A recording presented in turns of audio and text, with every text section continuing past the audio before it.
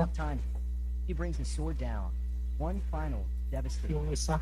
The blast of energy Lancer. through the chamber. So, Anong class yun? Wait. class Silence follows. The Hindi, echoes anong fade. class yun? Wait. Sophia, covered in dust. Nabobo lang ako. Anong class yun, Mare? Yung Lancer?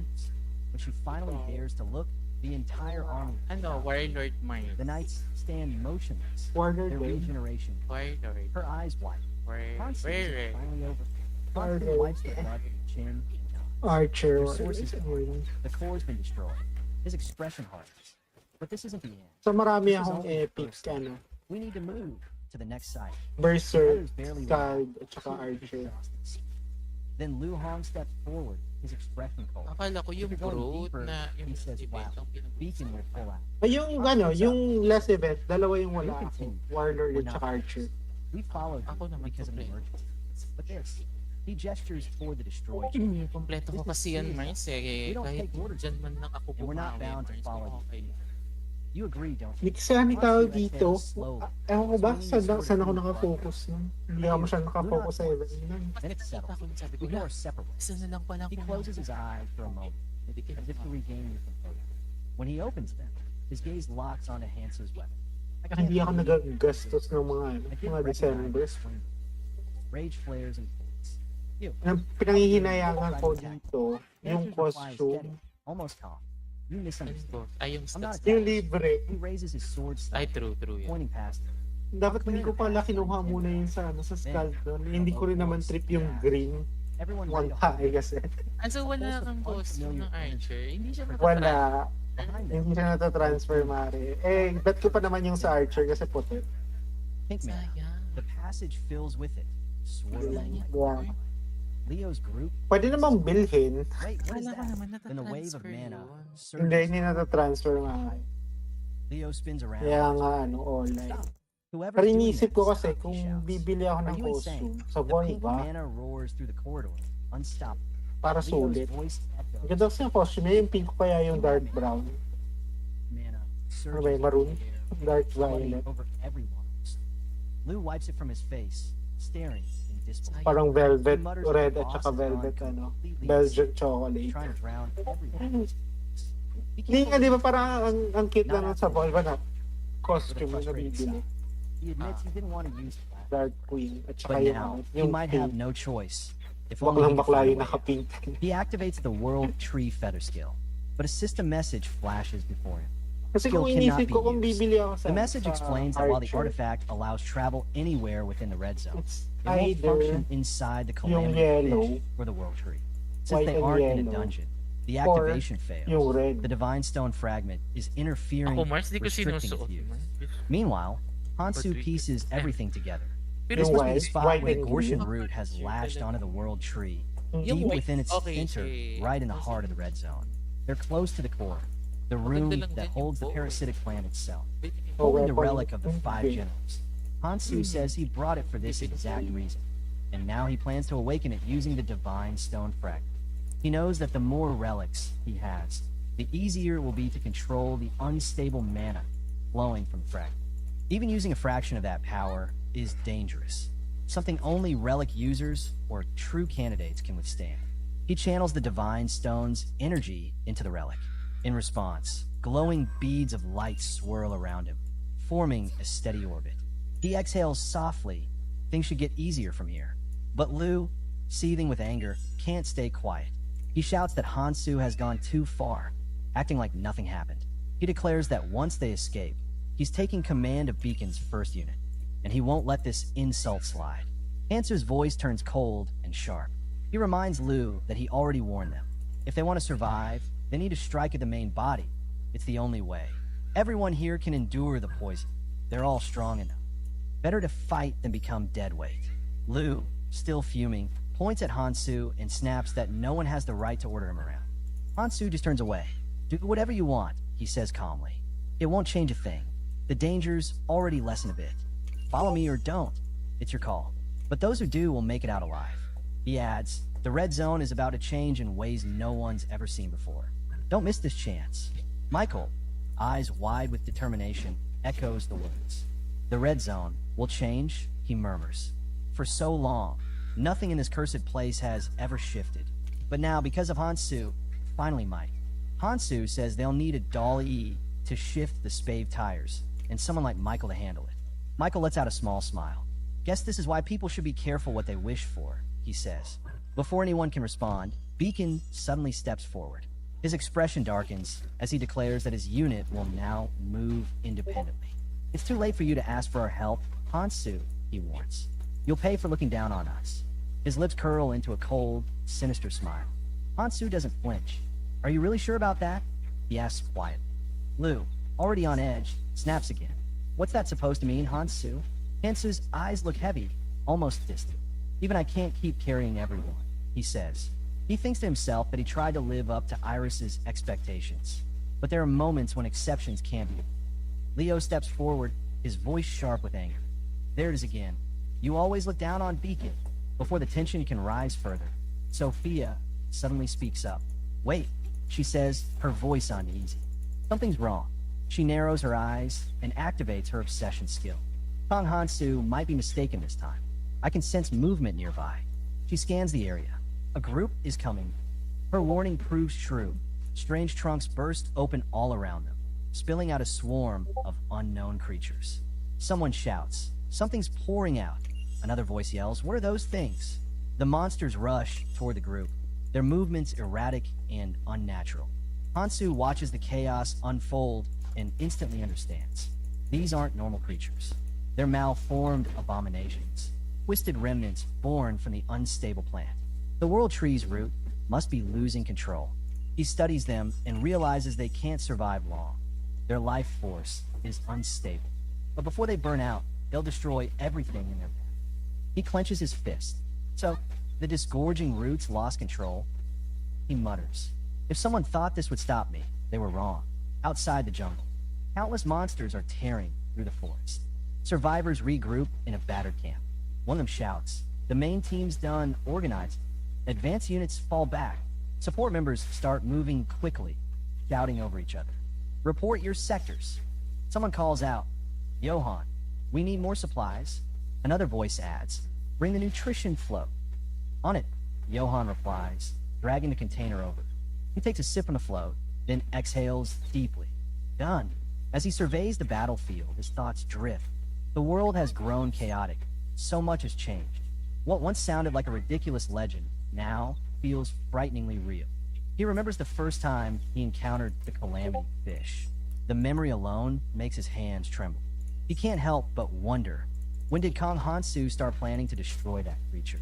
A shadow approaches him. Did you just say you've met Kong Hansu before? The stranger asks. Johann studies the figure closely. There's power in their presence. Strong, steady. Maybe another traveler who entered the red zone long before. His chest tightens. If that's true, it means someone else might be hunting Hansu. It's like... He curses under his breath. He doesn't even know where Hansu is anymore, and that realization weighs heavier than ever. Johann narrows his eyes at the stranger.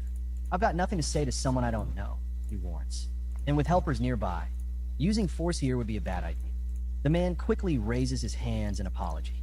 Wait, there's a misunderstanding. He lowers his hood, revealing his face. My name's Choi Sang-ji. I only asked because I'm a friend of Hansu's. Johann studies him carefully. It must have taken someone like Sang-ji a long time to reach this place. Most likely thanks to Hansu's help. Just like before, back on the boat, he's always had questions about that man. From the moment Hansu brought that boat, something felt different. Deciding to dig a little deeper, Johann finally asks what he's been holding back. Sang-ji sighs. If you're asking about Hansu's true goals, he says, I don't have the answer. Johann frowns. Didn't you just say you were his friend? Sang-ji looks away, his tone uncertain. Hansu never explains everything, even to the people close to him. He always keeps something hidden, a plan only he understands. He pauses before adding quietly. Honestly, I'm still trying to figure it out myself. Johann can't make sense of it. He watches the man's face, trying to read between the words. Sang-ji's expression hardens. It doesn't matter anymore, he mutters under his breath. Whatever happens next, I've already made my choice. Inwardly, he calls out to Hansu, use me. If that's what it takes, I'll follow your path. He remembers the moment Hansu saved his life. From then on, he'd sworn to walk the same road, no matter how hard it was. If Hansu hasn't reached out here in the red zone, it must mean only one thing. He's still too far behind. A voice calls from nearby. Sangjin, we have to move. Sangjin nods and turns back to Johan. I need to go. Thanks for the talk. Johan watches him leave, still lost in thought. Just before disappearing into the crowd, Sangjin turns once more. If you meet Hansu again, he stops mid-sentence, then shakes his head and pulls up his hood with a faint smile. Never mind. I'll tell him myself. That's what Hansu would do. In his heart, Sangjin accepts the truth. He's still chasing Hansu's shadow. To catch up, he'll need to work harder. Even now, while he's standing here, Hansu is probably already in the thick of battle. Inside the red zone, Hansu tears through the malformed monsters with overwhelming force. His mana surges, channeled through the divine stone fragment, the air itself vibrating around him.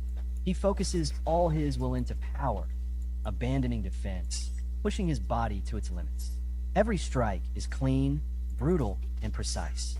Lu watches from a distance, speechless. He always knew Hansu was strong, but this is something else entirely. Could Kars Moron be behind this sudden surge of strength? The thought chills him.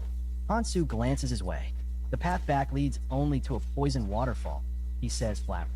If you plan to survive, good luck. Without waiting for a reply, he turns and continues forward, deeper into the storm. Hansu, Sophia, and Michael push deeper into the red zone. The air hums with power, every step sinking into roots, pulsing with mana. Hansu turns to Michael. I'll move ahead, he says.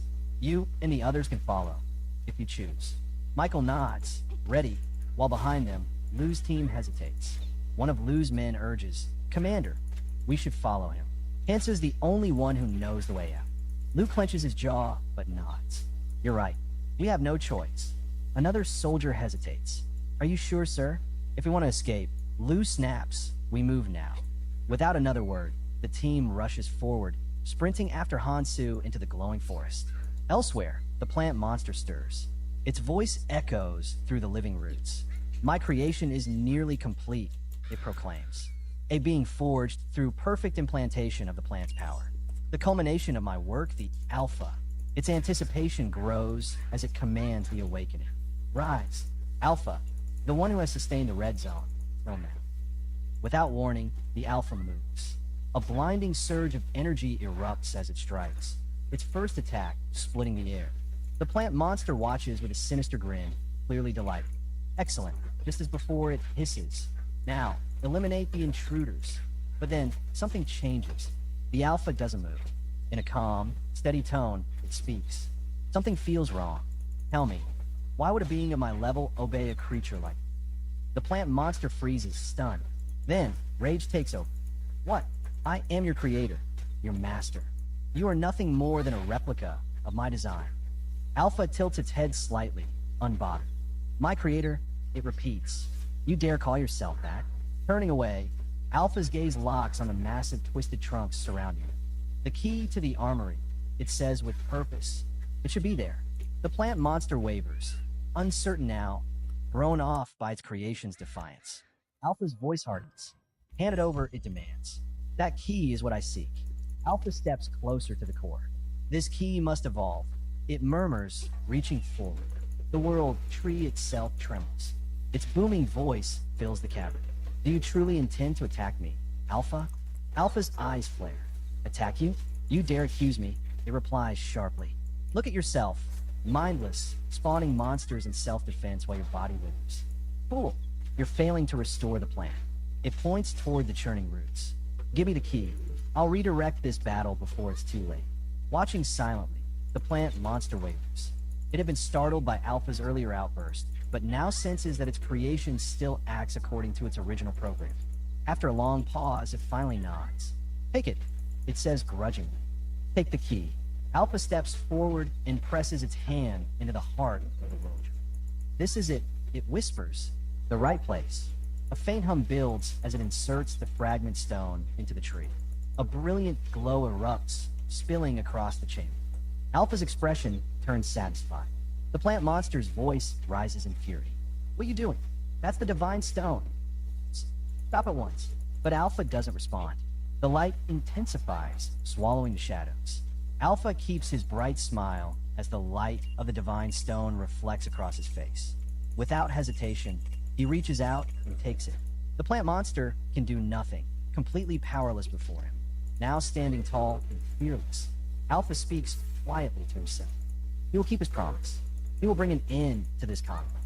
The glowing fragment rests firmly in his grasp, pulsing with divine power. Meanwhile, in the red zone, Hansu's group fights on. The monsters keep coming, wave after wave of grotesque shapes. Sophia unleashes his power, while Michael's blade flashes through the chaos, cutting down every threat that gets too close. Hold on a little longer, Michael shouts. We're almost through them. Then, out of nowhere, a small roach scurries into view. The group stops, confused. What is that thing doing here? Someone mutters. Before anyone can react, the roots surrounding them surge forward, striking with sudden force. Stay alert, someone yells. Hansu moves like a blur, weaving through the roots with surgical precision. His sword slices cleanly through them, never pausing, never hesitating. Each motion is deliberate and efficient. As he fights, his mind analyzes every detail. The internal defense here isn't nearly as strong as the Calamity Fish, and even the monsters themselves are weak. But then he notices something stranger. Their strength is fading little by little. They're getting weaker, he realizes. Is it because the core's missing? Nearby, Lou channels his red mana, joins the fight, carving through the enemies with brute force. Still, part of him wonders if he should abandon the fight altogether and make straight for his objective. The others start to notice something too. The smaller roots have stopped moving. The stillness is unsettling. Hansu's eyes narrow. That's no coincidence, he mutters. Without a moment's hesitation, he charges into the thick of the roots, diving straight into the monster's body, deeper and deeper toward its core. Hansu, Sophia shouts after him, but he's already gone, swallowed by the writhing mass. Inside, Hansu slows. The air is heavy, alive with strange energy. He senses something different here. The world tree stands before him, but it's sealed, wrapped in layers of hardened growth. What is this? He whispers. Why is it sealed? Then from above, an unfamiliar voice calls down. Come here. Hansu looks up sharply. Who's there? A figure stands on the upper roots, descending slowly into view. Hansu's gaze hardens. The aura, the presence, there's no mistaking it. This must be the one who took the divine stone fragment. But how? No one else should have been able to reach this place. Not without being part of his team. Then another presence emerges behind him. You're different, a calm voice says. Smarter than the others. More aware. Hansu turns, meeting the cold gaze of Alpha. Alpha studies him, almost curious. You use the key well, he says, especially for someone who isn't one of us. Perhaps we should talk about that key you hold. Hansu listens carefully, his thoughts racing as Alpha speaks. The 5 relics, Alpha says slowly, are not just ancient artifacts. They are keys. When united, they grant complete control over the world tree. Hansu's eyes narrow. The way Alpha said that word, keys, it sticks with him. Few people ever use that term. Only a select few from Elvenheim. The same beings he'd met long ago in the abyss. A flicker of realization stirs in his mind, and suspicion begins to grow. His grip tightens around the sword.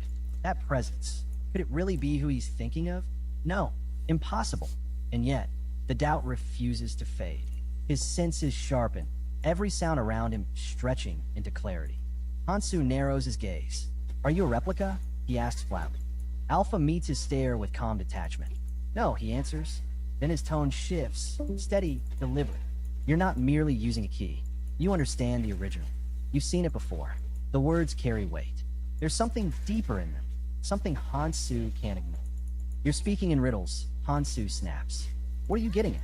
Alpha's expression hardens. He raises a hand and points straight at Hansu. That key you hold, it belongs to me. Hand it over and leave this place. Hansu's eyes flash with cold defiance. A creature like you doesn't deserve it, he says. His voice lowers to a deadly calm. If that's your offer, then here's mine. He lifts the fragment of the divine stone, the light flickering in his palm. His other hand grips his sword tightly. Then, without hesitation, he hurls the fragment straight at Alpha. You're a fake, Hansu mutters. You don't deserve this. Alpha snatches the fragment effortlessly. Surprise flashes across his face for an instant, but it's gone as quickly as it came. A grin spreads instead, sharp and unnatural. He raises the stone high in one hand, pressing his other to his head as a strange, echoing laugh bursts out. When the sound fades, his eyes lock on a Hansu's. "You don't even know your place," he says, his voice laced with contempt. "You think you can kill me? You're nothing but a bug." The air trembles. Shards of magical energy around them begin to rise, drawn into a spiraling current. "I have no choice but to fight," Alpha declares. The fragments converge, condensing into a blade, an extraordinary sword pulsing with swirling magic. Its edge glows with unearthly power. Hansu steadies his breath, watching the weapon take shape. Then the sky itself splits open. A black rift tears through the air above, expanding into a massive void. At the tip of Alpha's sword, a gateway takes form, dark and ancient. Hansu's eyes widen. The armory, a legendary space said to contain enough weapons to arm hundreds of thousands. Alpha's laughter echoes again, loud, manic, thunderous. "I'll show you your place," he growls, his grin stretching. From the dark void, glowing green, orbs begin to pour out, each one pulsing with unstable, violent energy. Strange bubbles follow, crackling with magical pressure. "You can struggle all you want," Alpha taunts, "but it won't matter. You're just a lone fool standing before me." Hansu's eyes never leave the orbs. His sword hums in his hands as he channels his mana, the air swirling blue around him. The green spheres shoot forward, and he meets them head-on, releasing a roaring burst of power. A glowing blue sphere collides with Alpha's attack, and the impact shakes the battlefield to its core. Alpha stares, momentarily stunned by the sheer force. "Even with the 7 sacred odds on my side," he mutters, "that's power worthy of a general." His eyes narrow again. "Then what happens?" he whispers. "If I unleash more?" The green orbs flare brighter, spinning in a deadly pattern. They surround Hansu from every direction, closing in fast. Hansu's focus sharpens to a razor's edge. He tracks every movement, every shimmer of light. When the first orb lunges, he moves, his sword flashing in clean, controlled arcs, cutting through the assault one strike of it. The air crackles with raw power.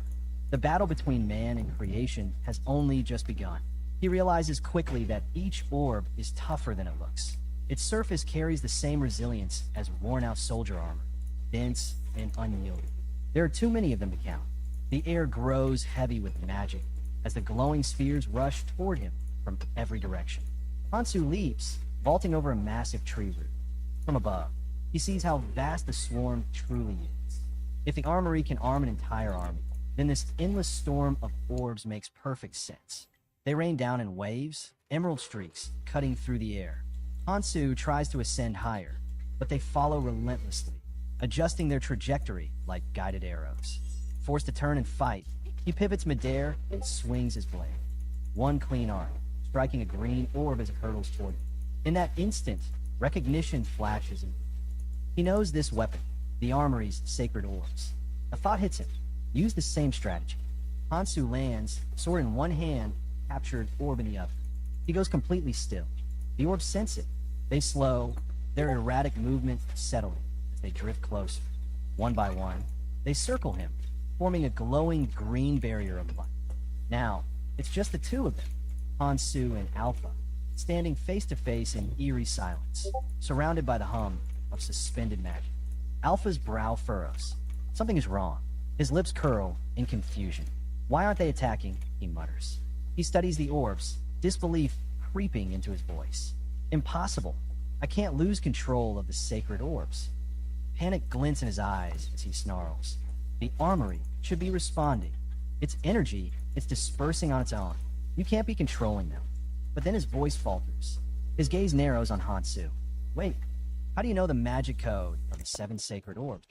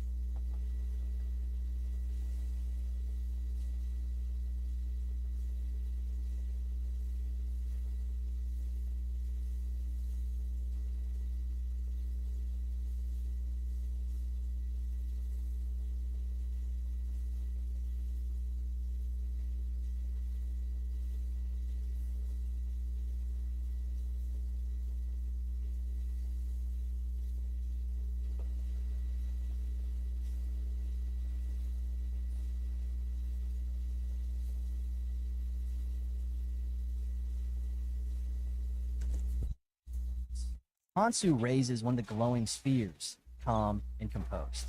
He steps forward, the light washing across his face. I warned you, he says coldly. With one fluid motion, he slashes downward, a cross-shaped strike that tears through the hovering orbs. The impact releases a blinding flash. A memory flickers in his mind. A distant voice, faint but familiar, once teaching him how to handle the sacred orbs and dismantle their control. Confidence anchors him. Even if Alpha is a clone with the power to summon the armory itself, Hansu possesses the skill to defy. He cuts through another orb, the explosion rippling with green fire. Alpha's eyes widen, shock breaking his composure for the first time. A weapon's worth, Hansu says, voice low and unwavering, is decided by the one who wields it. Hansu drives his foot into the ground, the impact releasing a burst of energy that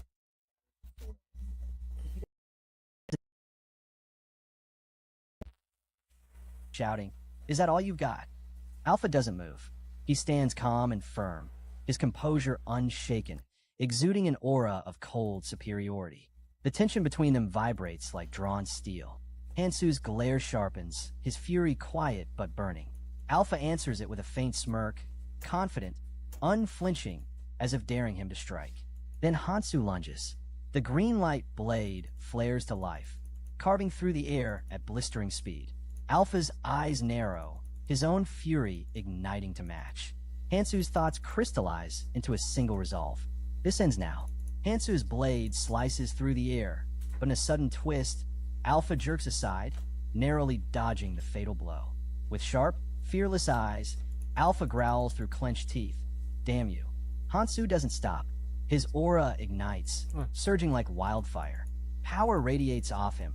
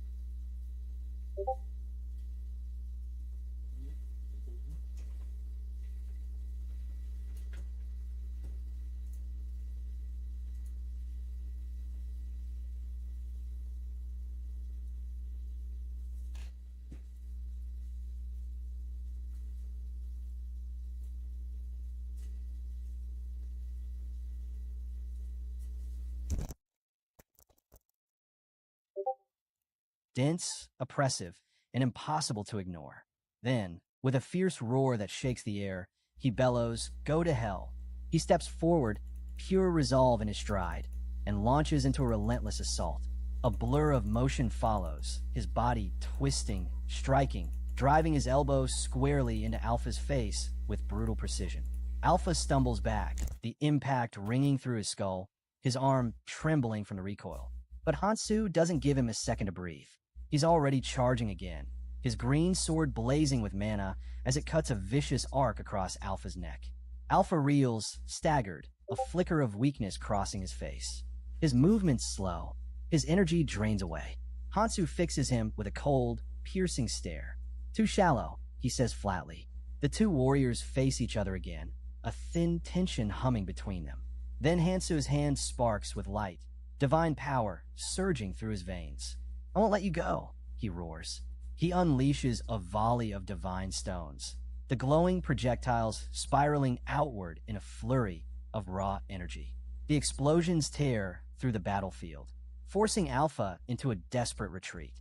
One stone grazes Alpha's foot mid-sprint, the impact jolting his body, and the divine stone fragment slips from his grasp. "Damn it," he curses, stumbling as he scrambles to recover it. His mind races. He's impossibly skilled. How can he control magic like this? Even using just a fragment, Hansu's control is flawless, balanced, fluid, and impossibly stable. Alpha grits his teeth, eyes narrowing. "No, it's more than skill. If it's about magic control alone, he's beyond my level." Hansu doesn't let up.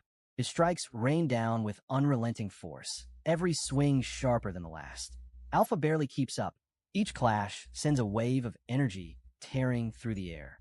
A mix of awe and fear creeps into Alpha's thoughts. At this rate, he might actually kill me. He steadies himself, chest heaving. The reflection of Hansu flickers in his crimson eye, a lone figure moving with purpose, like death itself approaching. Inside a storm brews. Alpha's mind twists with fury and despair. He's come too far to fall now. Failure isn't an option. Survival isn't a choice. It's a necessity. Then Hansu charges again, shattering the stillness like thunder breaking the cloud. All now. Storm brew. Energy. Hansu doesn't let instantly fragment. Impossibly he cursing his bot. Blow projectiles with light again. Stare. His stagger with mana as it cuts a vicious arc across Alpha's neck. Alpha reels, staggered, a flicker of weakness crossing his face. His movement's slow, his energy drains away. Hansu fixes him with a cold, piercing stare. "Too shallow," he says flatly. The two warriors face each other again, a thin tension humming between them. Then Hansu's hand sparks with light, divine power surging through his veins. "I won't let you go," he roars. He unleashes a volley of divine stones, the glowing projectiles spiraling outward in a flurry of raw energy. The explosions tear through the battlefield, forcing Alpha into a desperate retreat. One stone grazes Alpha's foot mid-sprint, the impact jolting his body, and the divine stone fragment slips from his grasp. "Damn it," he curses, stumbling as he scrambles to recover it. His mind races. He's impossibly skilled. How can he control magic like this? Even using just a fragment, Hansu's control is flawless, balanced, fluid, and impossibly stable. Alpha grits his teeth, eyes narrowing. "No, it's more than skill. If it's about magic control alone, he's beyond my level." Hansu doesn't let up. His strikes rain down with unrelenting force, every swing sharper than the last. Alpha barely keeps up. Each clash sends a wave of energy tearing through the air. A mix of awe and fear creeps into Alpha's thoughts. At this rate, he might actually kill me. He steadies himself, chest heaving. The reflection of Hansu flickers in his crimson eye, a lone figure moving with purpose, like death itself approaching. Inside a storm brews. Alpha's mind twists with fury and despair. He's come too far to fall now. Failure isn't an option. Survival isn't a choice. It's a necessity. Then Hansu charges again, shattering the stillness like thunder breaking the clouds. Alpha braces himself, tightening his grip, refusing to yield. But as Hansu's blow lands, something's wrong. There's no pain, no wound, no resistance. The strike simply stops. Hansu pulls back, his eyes narrowing. He feels it too. Something about Alpha's form is different off. Alpha straightens, a low hum emanating from the armor that now gleams across his body. Hansu's gaze hardens. "So that's what you've been hiding. The truth settles over him like lead. This isn't a new technique. It's a transformation. Solo numbering 6, the Heavenly Soldier Armor. A relic of impossible defense, forged to devour weaponry itself. Each armament it consumes strengthens its body, evolving it further, until no conventional weapon can pierce its shell. Alpha raises his head, the faintest smirk tugging at his lips. Hansu exhales slowly, sword gleaming in the dim light. His voice is calm, but edged with steel. This just got more troublesome, he says. His grip tightens, which means I've got even more reason to bring you down. With renewed energy and unyielding focus, Hansu surges forward. His eyes lock on the target, unwavering and sharp as steel. The Heavenly Soldier armor gleams under the fractured light, its surface nearly indestructible. Each strike of his blade crashes against it with immense power, but the armor holds, unbroken, unmoved. Alpha stands firm, absorbing the relentless pressure. The armor doesn't block everything, but it's enough to keep him alive. The momentum of the battle begins to shift, and for Alpha, the realization is bitter. Without the armory, he's losing ground. If only I could merge its power with the armor, he thinks. I could change everything, but the armory remains sealed. Its functions are locked by the magic power code, rendering it useless. Yet, there's still a spark of hope. The weapons still exist within it, untouched, waiting to be called. He just needs a way to reach them. Hansu presses forward, his magic surging brighter, energy rippling through his every move. Alpha's mind races. If I channel all the weapons into the Heavenly Soldier armor, then maybe... Hansu narrows his eyes, catching the flicker of intent in Alpha's movements. Something feels wrong. What are you planning? He mutters under his breath. You shouldn't even be able to use armament production. But then it happens. Weapons begin to materialize within the armor, shimmering like ghosts before fusing into Alpha's body. Hansu's expression hardens as realization strikes. He's activating Weapon Eater. The weapons melt into the armor, layer upon layer, until it radiates with a dense, violent aura. Alpha's lips curl into a grin. Even if you've figured it out, he says darkly, you're already too late. Let me show you the true power of armament production. His eyes blaze with frenzy as the armor pulses uncontrollably. But the power he's drawing is too much, even for him. The glow begins to twist, distort. Cracks of red energy snake across the armor's surface. A grim realization dawns on him. It's consuming me. The Heavenly Soldier armor, greedy beyond measure, has begun to devour its own wielder. The more weapons it consumes, the more unstable it becomes. Alpha's breath grows ragged. Even with all this strength, he mutters, I can't hold out much longer. He looks up, eyes burning with defiance. And you, there's no way you can endure it either. The time for hesitation is gone. With everything collapsing around them, he makes his choice, drawing on his remaining strength. Alpha channels his energy and faces the colossal hand of force that Hansu's power has unleashed. This is what you wanted, isn't it? He says, his voice low but resolute. Hansu takes a step forward, concern flashing briefly across his face. Alpha catches it and smirks faintly. Don't pity me, he says. Take it. Then, bracing himself against the surging energy, Alpha transfers the authority of the Heavenly Soldier armor to Hansu. His body trembles under the weight of the release, the overwhelming force threatening to crush him entirely. A spark of disbelief flashes across Hansu's eyes as the transfer hits. Power floods through his body in a violent surge, lightning crackling across his armor. The sheer intensity threatens to tear him apart from the inside. Alpha watches coldly from a short distance, his expression blank but his tone sharp. It's useless, he mutters. The chance of surviving the transfer of authority is 9 to 1. His gaze darkens, and that's under normal circumstances. But after feeding the armor every weapon from the armory, the succession trial has become far more brutal. You won't last long. Inside, Alpha's thoughts twist with calculation. He'd expected Hansu to be consumed instantly, to vanish under the armor's hunger. But the man still stands, muscles straining, holding back the chaos clawing at his body. Even so, Alpha knows the truth. He won't be able to use the Heavenly Soldier armor after Hansu's death anyway. Not right away. He straightens, a shadow crossing his expression. I'll leave you to your end, he says quietly. I'll deal with the world tree first. Turning away, he casts one last glance over his shoulder. When you're gone, he says coldly, I'll return to collect what's mine. Hansu's breathing deepens, sweat rolling. He holding has become far tone side across. A spark of disbelief flashes across Hansu's eyes as the transfer hits. Power floods through his body in a violent surge, lightning crackling across his armor. The sheer intensity threatens to tear him apart from the inside. Alpha watches coldly from a short distance, his expression blank but his tone sharp. It's useless, he mutters. The chance of surviving the transfer of authority is 9 to 1. His gaze darkens, and that's under normal circumstances. But after feeding the armor every weapon from the armory, the succession trial has become far more brutal. You won't last long. Inside, Alpha's thoughts twist with calculation. He'd expected Hansu to be consumed instantly, to vanish under the armor's hunger. But the man still stands, muscles straining, holding back the chaos clawing at his body. Even so, Alpha knows the truth. He won't be able to use the heavenly soldier armor after Hansu's death anyway. Not right away.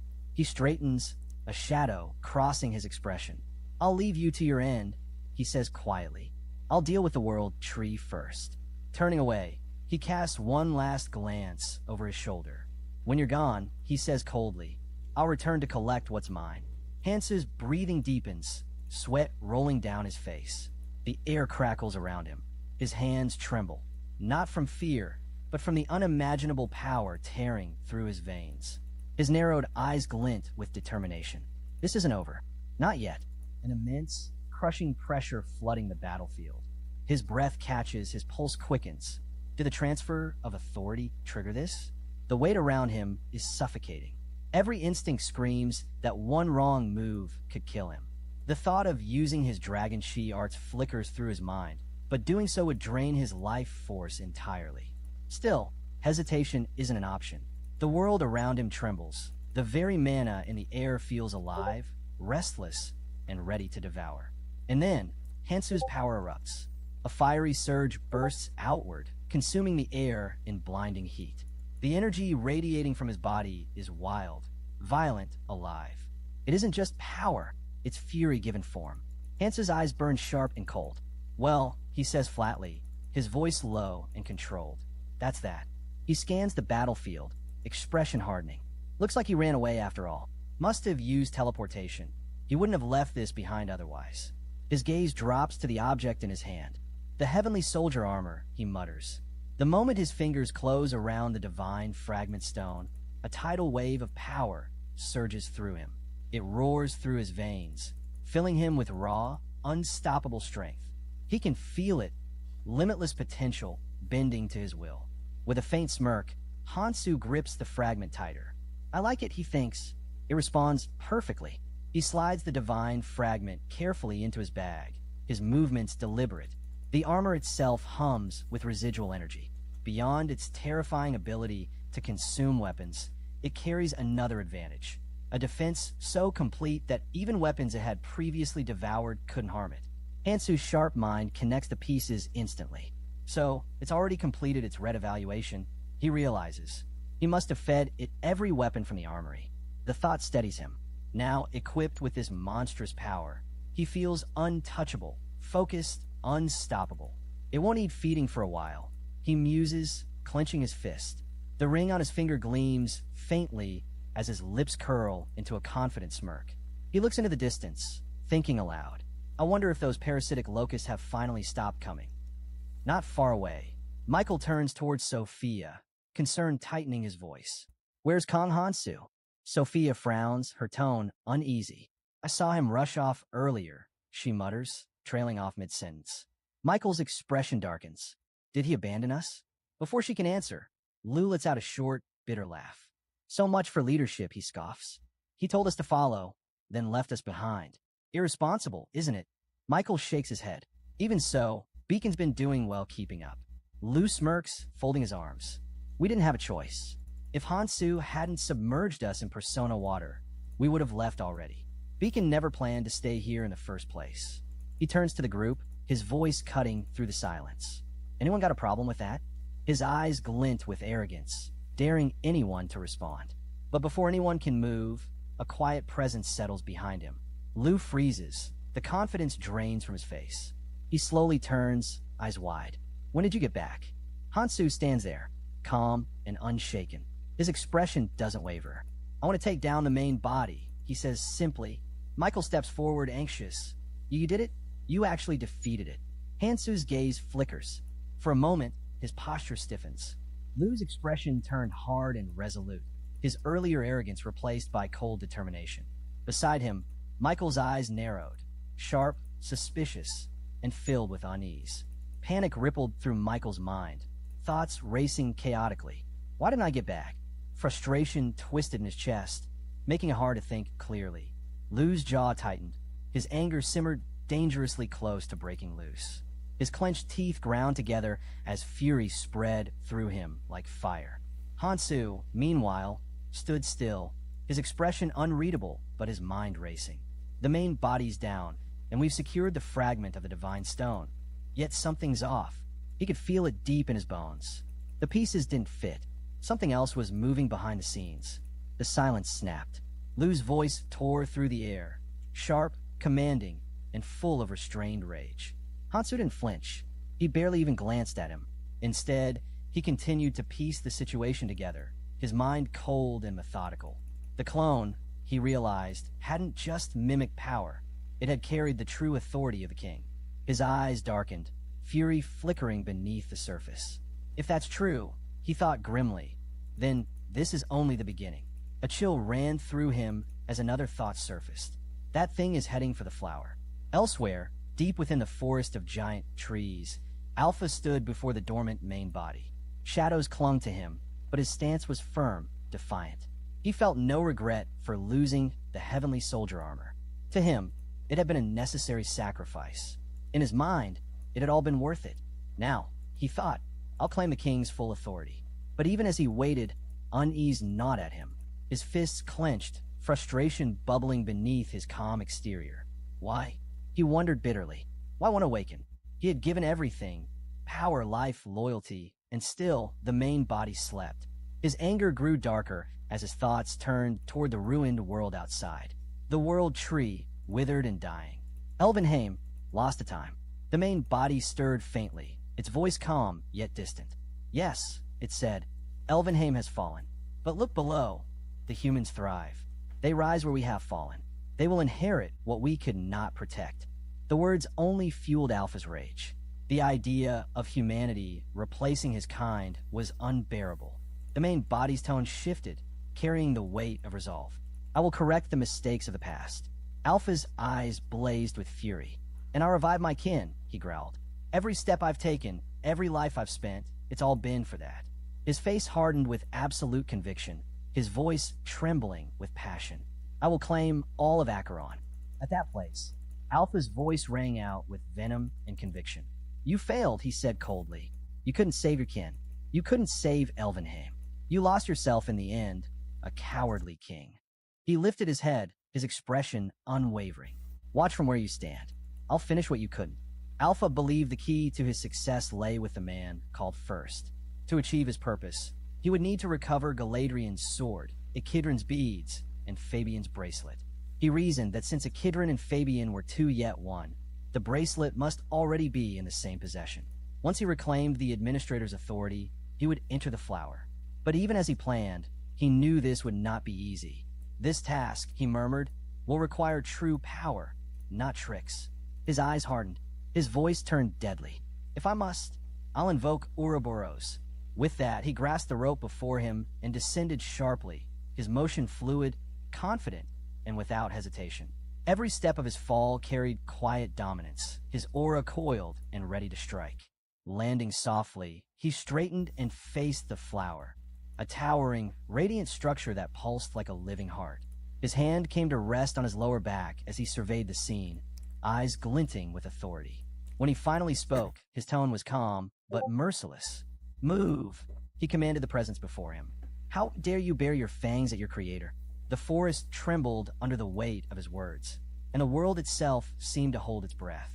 A shrill buzz shattered the air as a swarm of vicious insects burst around him. He didn't flinch. Instead, he thrust his arm upward, energy crackling around his hand like a storm ready to erupt. He thought back to the failure of the so-called original, stripped of its kin, stripped of its throne. Now, with a cold laugh, he declared that the true original stood here before them. From this moment on, he would be known as Tekaron. Without warning, two figures stepped out of the shadows, Hansu and Alpha. Hansu remained still, his back turned, silent as ever. Alpha smirked. "I thought you were dead," he said. "Didn't even fight back, huh? Guess you actually made it out alive." Off to the side, Sophia stood lost in thought. Michael glanced at her. "What's on your mind?" he asked, then shook his head. "Never mind. I bet we're thinking the same thing." He remembered that man, the one who had slain the Calamity Fish and the Disgorging Root. Since his arrival, everything in the red zone had changed. Michael admitted quietly he had nearly given up once. Even that man had said it was impossible. Killing a single Calamity? He couldn't even imagine it. But that man did it. Alone. A small spark of hope lit in Michael's eyes. He believed the newcomer would win that man's favor, enough to cross safely into the orange zone. If that happened, the red zone would finally stabilize. More survivors would emerge from the tutorial alive. Maybe even his own sibling would make it. He dreamed, for the first time in ages, of saving 1 billion lives. Sophia chuckled under breath. Michael blinked. "What's so funny?" She smiled faintly. "Just the thought that something this absurd might actually happen." Michael nodded with a quiet grin. "Yeah, I get that." Suddenly, a flash of blue streaked across the sky. An eagle. A girl pointed upward. "What's that?" The man beside her trembled.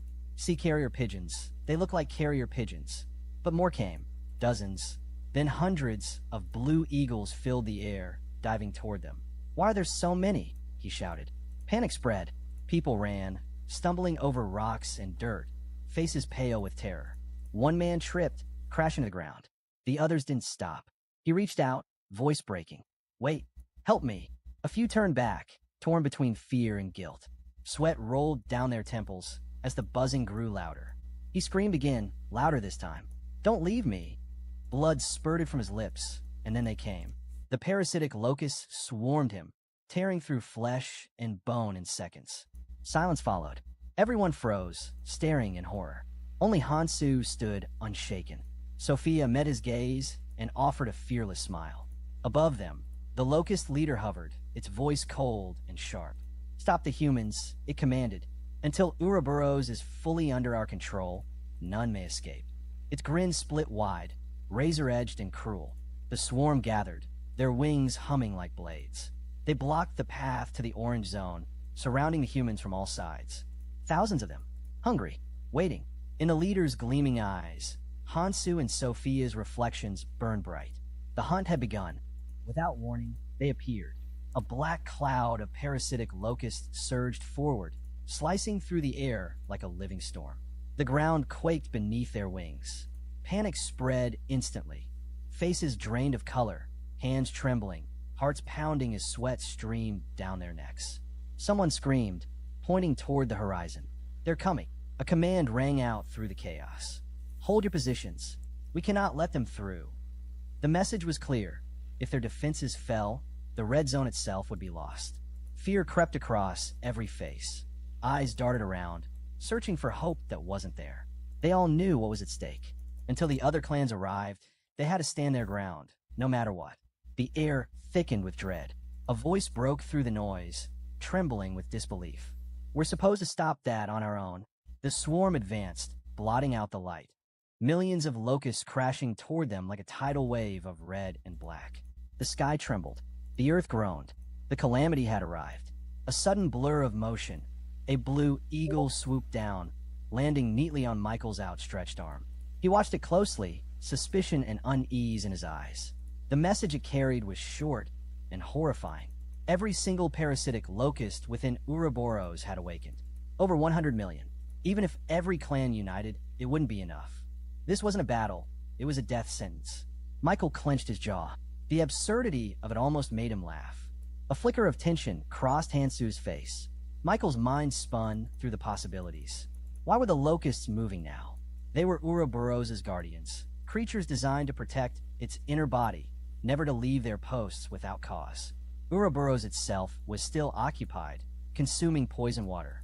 For 5 centuries, not once had it ever summoned them. So why now? Only one explanation made sense. Alpha. Ruthless. Unpredictable. Dangerous. Michael had always known Alpha would be a problem, but this was far beyond expectation. A shout broke through his thoughts. Hansu, it was Lu, storming toward him, rage written across his face. This is your fault, he roared. The locusts are going berserk because of you. Hansu turned, confusion flashing in his eyes. What are you talking about? Lu pointed an accusing finger at him. Don't play dumb.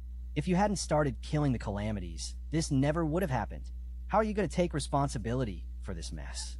Before Hansu could answer, Michael stepped forward. Enough, he said sharply. Don't speak without proof. There's no connection between Hansu and this outbreak.